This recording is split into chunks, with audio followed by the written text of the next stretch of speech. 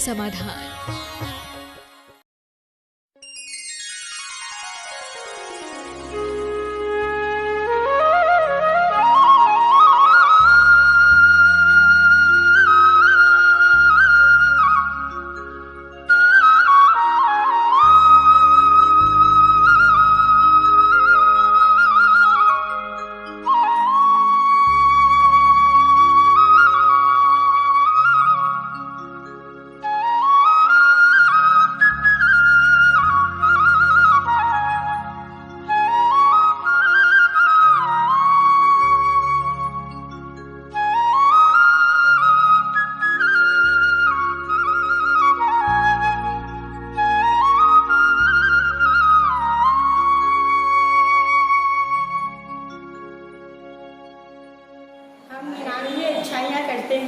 उस पर किसी का ध्यान नहीं जाता और एक बुराई होती है तो सब उस पर ध्यान देते हैं।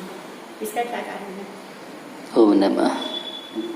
इसका जिसकी दृष्टि है उसकी दृष्टि ही कारण है, क्योंकि कारण ये है आत्मा पर संस्कार जो है अनादि से है। ऐसा लिखा है, अविद्या संस्कारस्य रप्सम क्षिप्यते मनः। समाधि तंत्र में लिखा हुआ है कि आत्मा पर अविद्या के इतने संस्कार पड़े हुए हैं, कुछ अज्ञानता के कारण, विद्यात के कारण वह दृष्टि अपने से हट करके दूसरों को ही देखता है, क्योंकि हमारा ज्ञान मोह से आवृत है। तो पर दृष्टि होने से बुराई की दृष्टि हमेशा ही उसको दिखती है। स्वयं को देख लेगा तो सम्यक दृष्टि हो जाएगा। क्या स्वयं को देख लेगा तो सम्यक दृष्टि हो जाएगा। इसलिए मिथ्यात्व की जब तक दृष्टि रहती है तो पर को ही देखता है, इसलिए उसमें पर में दोष ही दिखते हैं और अपने में उसको गुण दिखते हैं। अपने दोष नजर आने लग जाए तो सम्यक दृष्टि का गुण है। क्या है? सम्यक का गुण है। तो ये सबसे बड़ा इसमें कारण है मिथ्यात्व। बस इस दृष्टि के कारण ओम नमस्तेभ्यः। महाराज जी, एक प्रश्न आया भिंड से कृति जैन का। उनकी जिज्ञासा है कि जब हम सोते हैं तो सोते समय हमें कर्म का बंध होता है। जब हम स्वप्न में तीर्थंकर के दर्शन अथवा मुनिराजों को आहार देना, मुनिराजों के दर्शन करते हैं तो तब हमें कौन से कर्म का बंध होता है? ओम नमः शिवाय। देखिए, कर्म सिद्धांत के अनुसार यह जीव निरंतर ही कर्मों का बंध कर रहा है। 7 कर्मों का निरंतर बंध कर रहा है। एक भी क्षण ऐसा नहीं है जिसमें आयु कर्म को छोड़ करके, और आयु के काल में 8 कर्मों का बंध करता है। चाहे सोने में हो और चाहे जागृत हो, शुभ और अशुभ प्रगतियों का बंध होता है। परिणाम ऐसा नहीं कि सोते समय परिणाम रुक जाते हों, परिणाम चलते हैं। चेतन का परिणामन चलता है, सूक्ष्म मन का भी परिणामन चलता है, लेकिन उस समय उसमें भी शुभ अशुभ भाव होते हैं। तो जब शुभ भाव वहां पर हो रहे हैं, शुभ क्रिया कर रहा है, स्वप्न में भी कर रहा है, तो उसके लिए शुभ आश्रय होगा, अर्थात पुण्य होगा।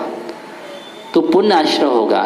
तीर्थंकर की वंदना, जिनमें दर्शन कर रहा है, साधु के दर्शन कर रहा है, शुभ क्रिया कर रहा है, प्रशस्त कार्य करने से नियम से उसको पुण्य का बंध होगा और अप्रशस्त कार्य करने से पाप का बंध होता है। क्योंकि अगर आगम में उल्लेख है किसी ने अशुभ स्वप्न देखा है तो उसका भी प्रायश्चित लिया जाता है।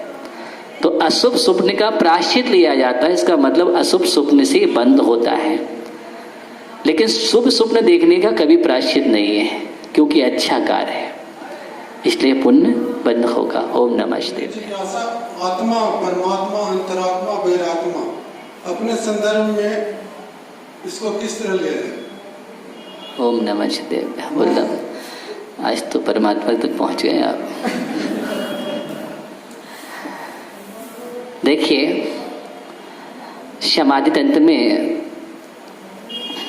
आचार्य पूज्यपाद स्वामी ने लिखा हुआ है, अष्टपाहुड़ में आचार्य कुंद स्वामी ने भी लिखा हुआ है कि बहिरंता परस्यदि तदात्मा सर्वदेहिषु।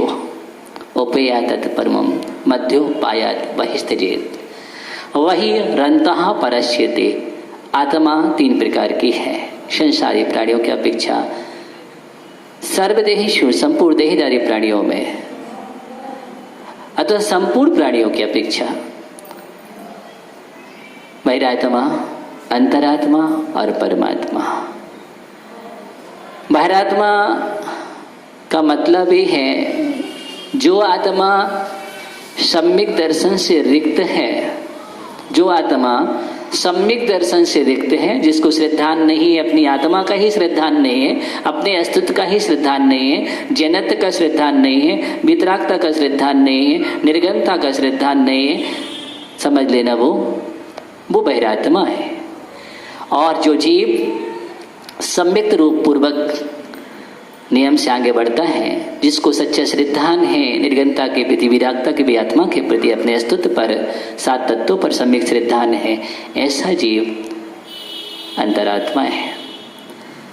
और अंतरात्मा भी क्रम से बढ़ता है और अंतरात्मा ही क्रम से जब उन्नति करता है तो वही आत्मा एक दिन साधना करके परमात्मा को प्रकट कर लेता है। इस प्रकार 3 आत्मा होती हैं। पहले से तीसरे गुणस्थान तक बहिरात्मा है, चौथे से लेकर 12वें गुणस्थान तक अंतरात्मा की दशा है और 13वें 14वां गुणस्थान और सिद्ध तक परमात्मा की अवस्था है। इस प्रकार हम अपने ही परिणामों से आत्मा को 3 रूप परिणमन कर लेते हैं। इस बात का ध्यान रखो, जब हमने मिथ्यात्व रूप परिणाम किया तब तक हमारी आत्मा बहिरात्मा है। जब मिथ्यात्व को छोड़ दिया, संयम के साथ, संयम के साथ चमकती है, वही आत्मा अंतरात्मा होती है। अंतरात्मा जब साधना करने में लीन हो जाती है, कर्मों की चपड़ा करती है, तो अंतरात्मा परमात्मा बन जाती है। इस प्रकार हमें अपना विकास करना चाहिए। ओम नमः। देखते हैं महाराज जी, पुण्य के कार्य में जोर लगता है, मेहनत करनी पड़ती है, हम आम भाषा में बोल रहे हैं। और जो जनरल काम है, आनंद का काम है, उसमें कोई जोर नहीं लगता, बहुत ईजवे में भी हो जाता है और आनंद भी आता है। ऐसा क्यों? ओम नमः शिवाय। बड़ा आश्चर्यकारी आपका प्रश्न है। संसार में आपने आनंद कह दिया है। पहली बात तो संसारिक आनंद नहीं होता है, उसको हम अपनी लौकिक भाषा में आनंद बोलते हैं। आनंद तो आत्मा के अंदर होता है, आत्मिक आनंद होता है। आनंद एक आत्मा का हमारा गुण है, पहली बात। इसलिए जितने भी आत्मिक काम होते हैं, परमार्थिक कार्य होते हैं, उसमें ही आनंद आता है। लेकिन संसारिक में हम जिसको आलस कहते हैं, प्रमाद कहते हैं, उसको ही हमने आनंद कह दिया। ठीक, जोर की बात करते हैं तो पुण्य में कभी जोर नहीं लगाया जाता। जोर सिर्फ दिमाग पर ही देते हैं। क्यों देते हैं? क्योंकि हमारे पास अच्छा चिंतन नहीं होता।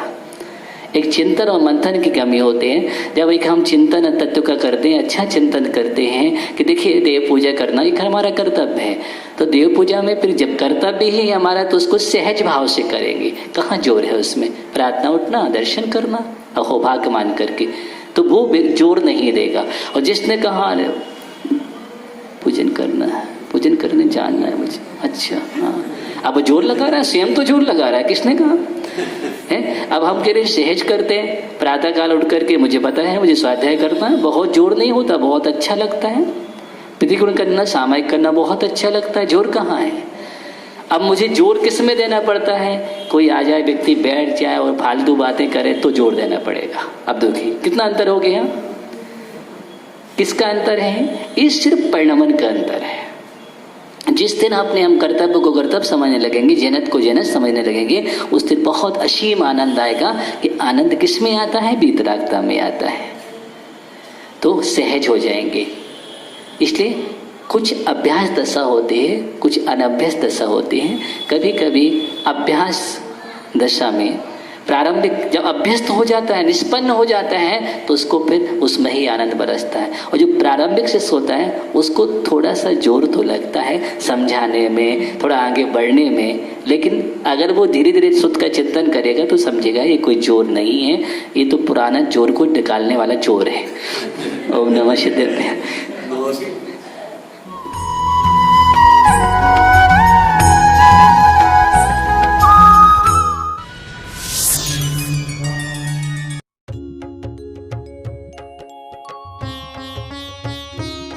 शक का समाधान।